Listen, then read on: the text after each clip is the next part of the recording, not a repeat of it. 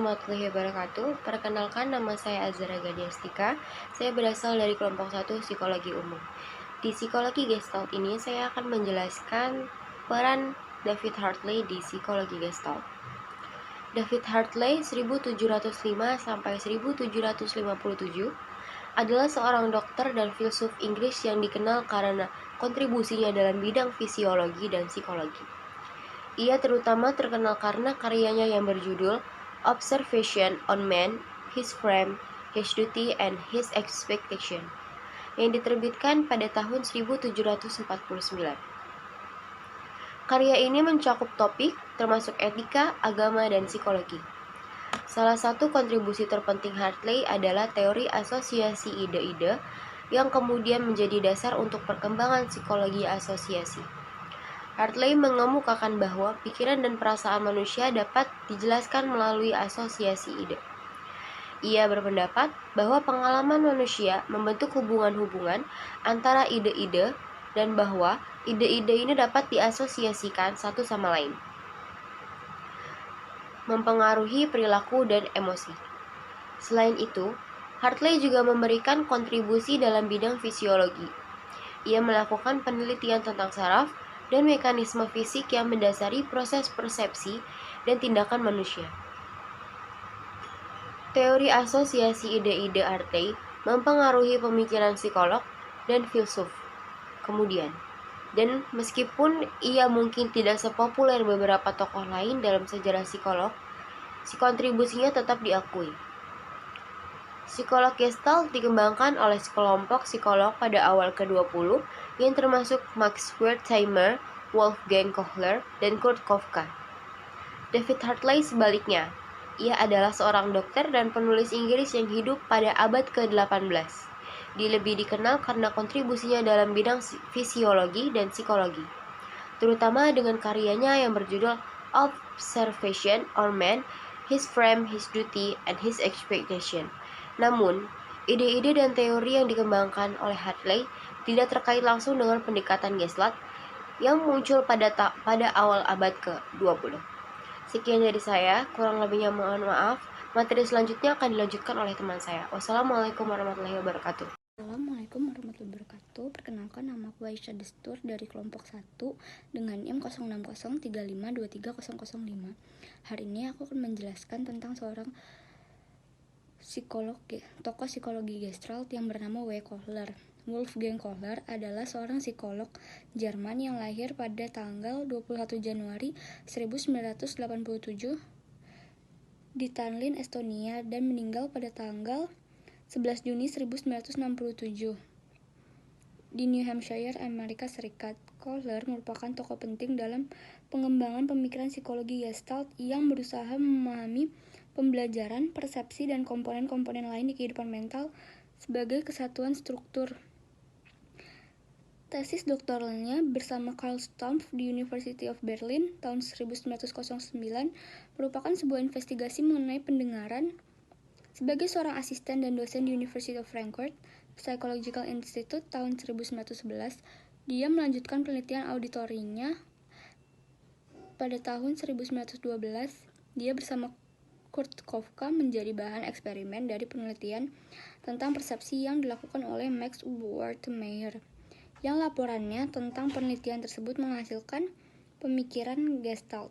Sebagai direktur bagian penelitian Anthropoid dari Prussian Academy of Science and Technique, Canary Island 1913 sampai 1920, Kohler mengadakan percobaan-percobaan mengenai pemecahan masalah yang dilakukan oleh simpanse-simpanse.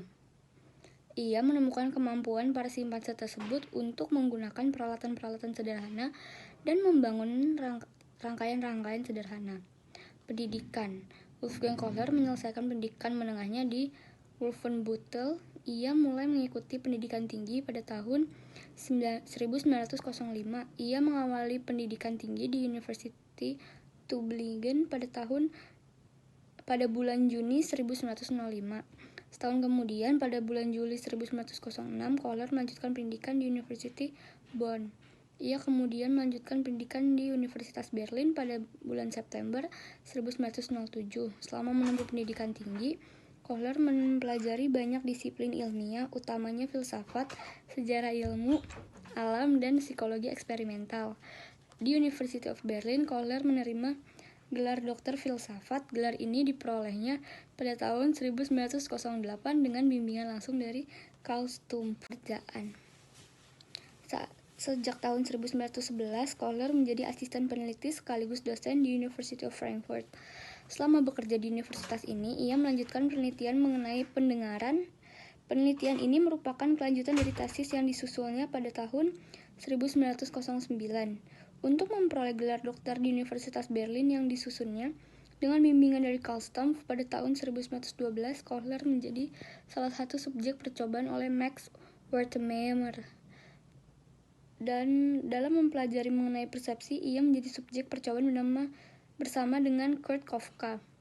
Pada tahun 1913, Kohler menjabat sebagai direktur di Stasiun Penelitian Anthropoid dan Akademi Ilmu Pengetahuan Prusia. Tempat penelitian ini berada di Pulau Tenerife, Kepulauan Kanaria. Kohler telah menjabat hingga tahun 1920. Kemudian, pada tahun 1921, Kohler menjadi Kepala Lembaga Psikologi Universitas Berlin sekaligus sebagai profesor filsafat di universitas yang sama. Selama bekerja di University of Berlin, ia mengadakan serangkaian penyelidikan mengenai teori Gestalt. Pada tahun 1929, ia menerbitkan Psikologi Gestalt sebagai hasil kerjanya. Kohler pindah ke Amerika Serikat pada tahun 1935. Hal ini terjadi karena ia mengkritik secara terbuka atas pemerintahan Adolf Hitler. Ia kemudian menjadi profesor psikologi di Swarthmore College yang terletak di negara bagian Pennsylvania. Pekerjaan ini dilakukannya hingga tahun 1955. Pemikirannya, psikologi Gestalt. Pada awalnya, Kohler melakukan percobaan mengenai pengertian sebagai salah satu penelitian untuk mengembangkan teori Gestalt. Pengembangan ini dilakukan sebagai bentuk kerja sama dengan Max Wertheimer dan Kurt Kafka dalam pengembangan hukum pengamatan, dan penerapannya dalam belajar dan berpikir. Simpanse, hewan yang digunakan oleh Kohler untuk mengembangkan psikologi Gestalt.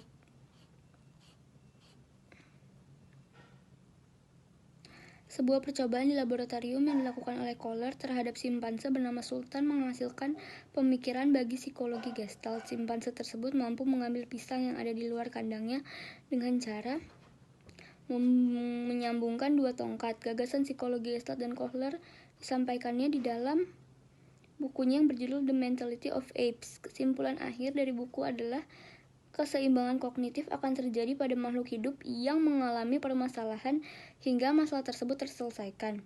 Ketidakseimbangan kognitif yang terjadi akibat adanya permasalahan akan kembali mengalami keseimbangan kognitif.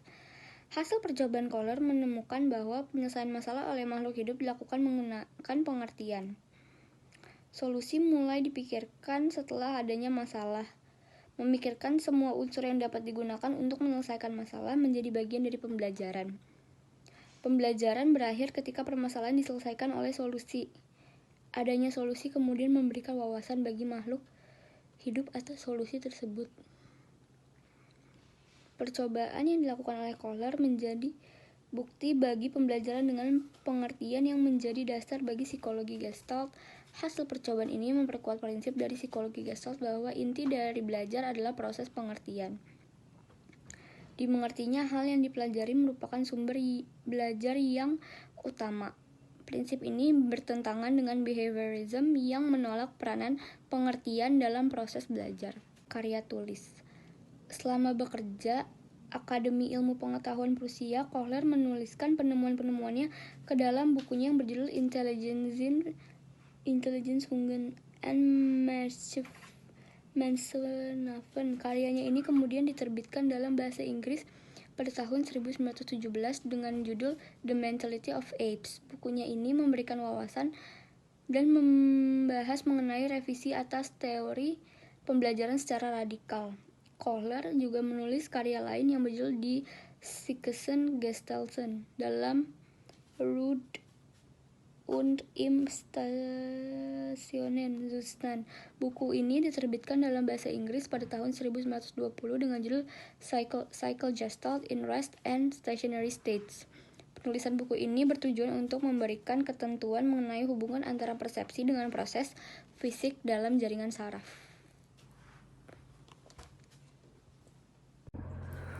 Assalamualaikum warahmatullahi wabarakatuh. Perkenalkan, nama saya Alera Madina dengan NIM 0603523011. Saya akan memaparkan materi tentang seorang tokoh psikologi Gestalt, yaitu Kurt Lewin. Kurt Lewin adalah seorang psikolog terkenal dan berpengaruh yang saat ini diakui sebagai pendiri psikologi sosial modern.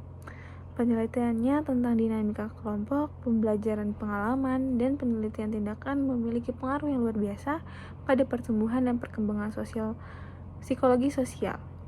Dia juga diakui atas kontribusi pentingnya di dalam psikologi terapan dan psikologi organisasi. Dalam tinjauan tahun 2002 terhadap beberapa psikolog paling berpengaruh di abad ke-20, Kurt Lewin menduduki peringkat ke-18 sebagai psikolog paling terkemuka. Kurt Lewin terkenal dalam pembelajaran berdasarkan pengalaman, teori lapangan, dinamika kelompok, dan pendiri psikologi sosial modern. Kurt Lewin lahir di Prusia, Jerman, dari keluarga Yahudi kelas menengah. Kurt Lewin pindah ke Berlin pada usia 15 tahun untuk menghadiri gimnasium. Dia mendaftar di Universitas Freiburg pada 1909 untuk belajar kedokteran sebelum pindah ke Universitas Munich untuk belajar biologi. Dia akhirnya menyelesaikan gelar doktor di Universitas Berlin. Kurt Lewin awalnya memulai studi dengan minat pada behaviorisme, tapi dia kemudian mengembangkan minat pada psikologi Gestalt. Pada tahun 1921, Kurt Lewin mulai mengajar filsafat dan psikologi di Institut Psikologi Universitas Berlin. Popularitasnya di kalangan mahasiswa dan tulisan yang produktif menarik perhatian pihak Universitas Stanford, dan dia diundang menjadi profesor tamu pada tahun 1932. Akhirnya, Lewin beremigrasi ke Amerika Serikat dan mengambil posisi mengajar di Universitas Iowa, tempat dia bekerja hingga 1945. Kurt Lewin menekankan pentingnya teori. Dia juga percaya bahwa teori perlu memiliki aplikasi praktis. Kurt Lewin mendirikan pusat penelitian untuk dinamika kelompok di Massachusetts Institute of Technology atau MIT dan National Training Laboratories NTL. Kurt Lewin meninggal karena serangan jantung pada tahun 1947. Kurt Lewin berkontribusi pada psikologi Gestalt dengan memperluas teori Gestalt dan menerapkannya pada perilaku manusia. Dia juga salah satu psikolog pertama yang secara sistematis menguji perilaku manusia, mempengaruhi psikologi eksperimental, psikologi sosial, dan psikologi kepribadian. Publikasi terbaik Kurt Lewin yaitu Lewin Kurt 1935, A Dynamic Theory of Personality, New York, McGraw-Hill. Lewin Kurt 1936, Principles of Topological Psychology, New York, McGraw-Hill. Dan Lewin Kurt 1951, Field Theory in Social Science, Selected Theoretical Papers di Cartwright, New York, Harper and Row. Dan Kurt Lewin dikenal sebagai psikologi sosial modern karena karya rintisannya yang memanfaatkan metode dan eksperimen ilmiah untuk melihat perilaku sosial. Kurt Lewin adalah seorang ahli teori money yang berpengaruh abadi pada psikologi, membuatnya menjadi salah satu psikolog terkemuka abad ke-20. Dan ada kata-kata bijak, yaitu tidak ada yang begitu praktis selain teori yang bagus. Kurt Lewin. Kurang lebihnya mohon maaf. Wassalamualaikum warahmatullahi wabarakatuh. Assalamualaikum warahmatullahi wabarakatuh. Perkenalkan, nama saya Ajar Rizkia Putri. Di sini saya akan menjelaskan tentang filsafat Gestalt, yang dimana saya akan menjelaskan tokoh Kurt Kafka. Kurt Kafka lahir 18 Maret 1806, Berlin, Jerman, meninggal 22 November 1941. Psikologi dan salah satu pendiri Jerman dengan Wolfgang Kalker dan Max Epsteimer dari Sekolah Psikologi Gestalt. Kafka melakukan banyak penelitian eksperimental, namun ia mungkin paling dikenal karena penerapan sistematis prinsip-prinsip Gestalt pada berbagai pertanyaan. Salah satu karya utamanya, Die Grundlagen der Psyche Extrung, menerapkan sudut pandang Gestalt pada psikologi anak dan berpendapat bahwa bayi pada awalnya keutuhan dan terorganisir dalam dunia nyaris tidak terdiferensiasi di sekitar mereka. Psikologi Gestalt. Kafka memperoleh minat awalnya pada psikologi Gestalt setelah setelah berpartisipasi dalam studi fenomena P. Westheimer pada tahun 1910. Kurt Kafka bekerja bersama Max Westheimer dan Wolfgang Kohar di Institut Psikologi di Frankfurt. Meski memfokuskan penelitian mereka pada informasi sensorik memori dan kemudian menjadi bapak pendiri psikologi Gestalt, Max Westheimer sering dianggap sebagai orang yang mengembangkan gagasan psikologi Gestalt, namun mereka dipengaruhi oleh gagasan Christian von Ehrenfeld bahwa melodi holistik lebih dari sekadar kombinasi sederhana berbagai suara.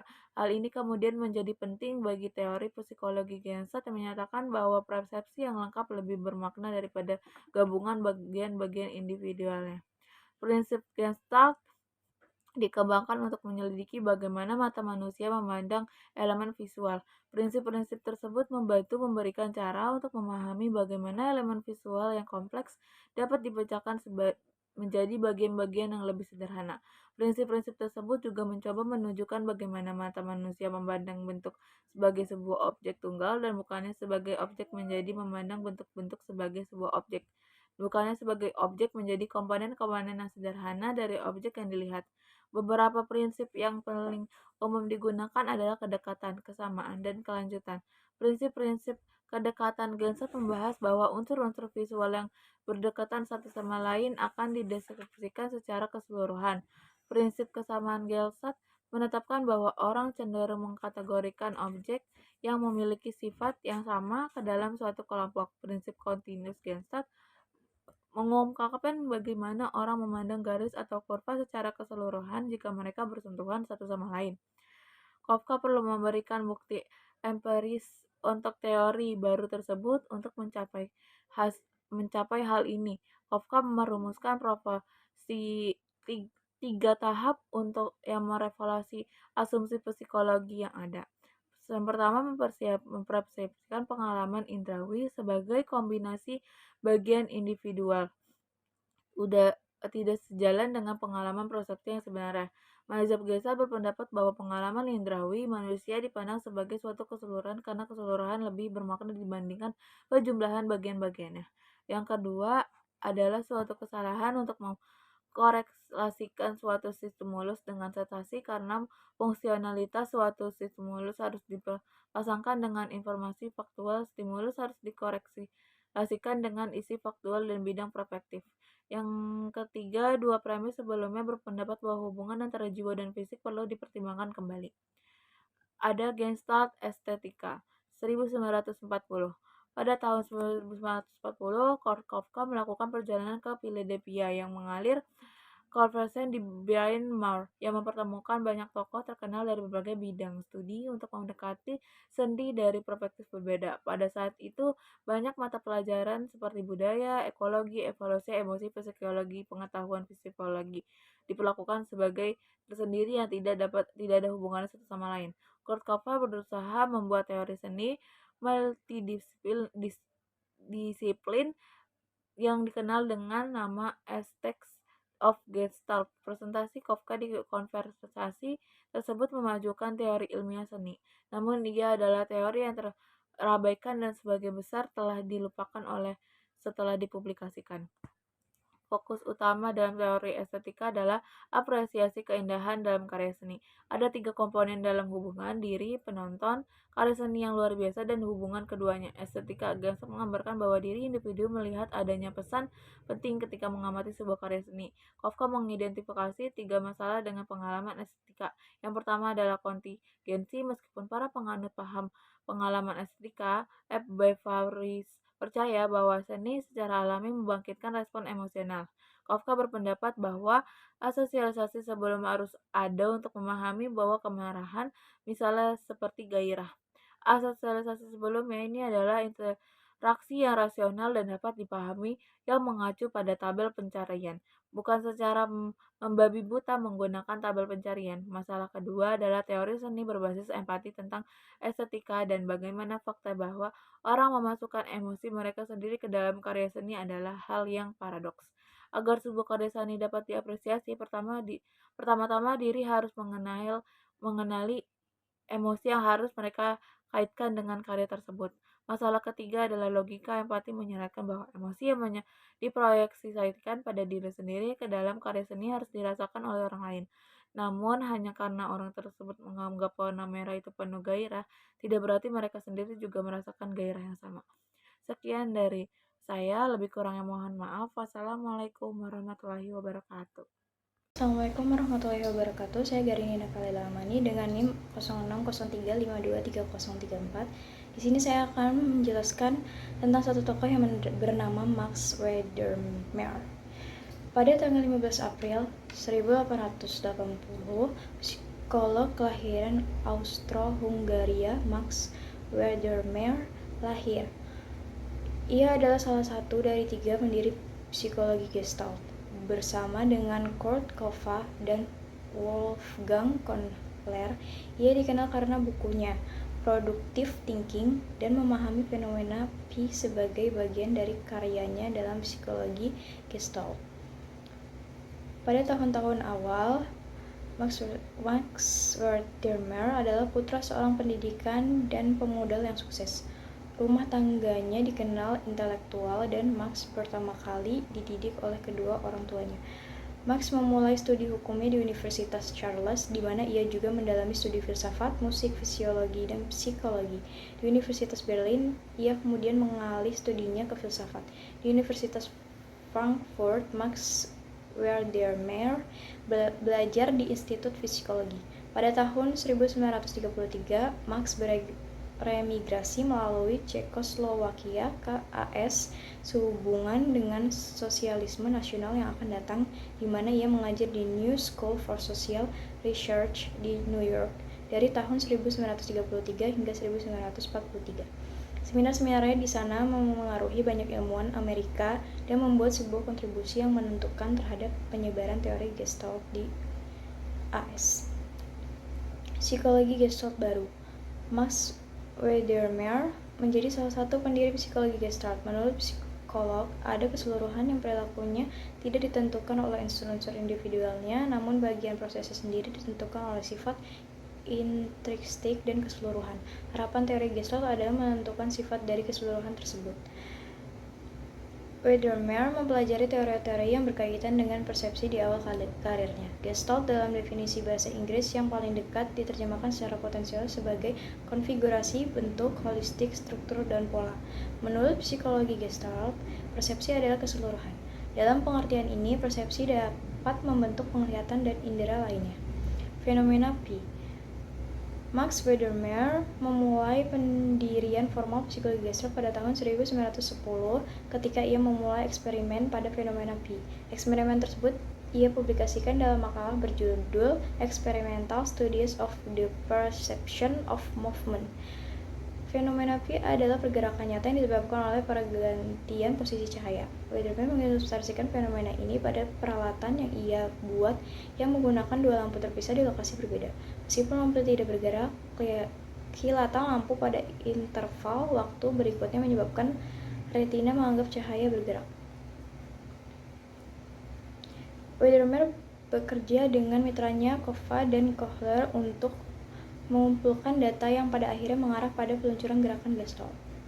Bertahun-tahun kemudian, psikologi Gestalt adalah dasar di mana manusia memahami dan bereaksi terhadap dunia di sekitar mereka. Lebih lanjut, psikologi Gestalt dipandang sebagai reaksi terhadap mazhab strukturalis, sementara psikologi Gestalt berfokus pada proses berpikir secara keseluruhan. Max Wedermeer mendirikan sekolah psikologi Gestalt yang membahas hukum organisasi persepsi Gestalt. Max Wedermeer tidak banyak menerbitkan buku atas namanya sendiri, namun mempunyai pengaruh yang menentukan pada banyak karya yang diilhami dan dipadu olehnya.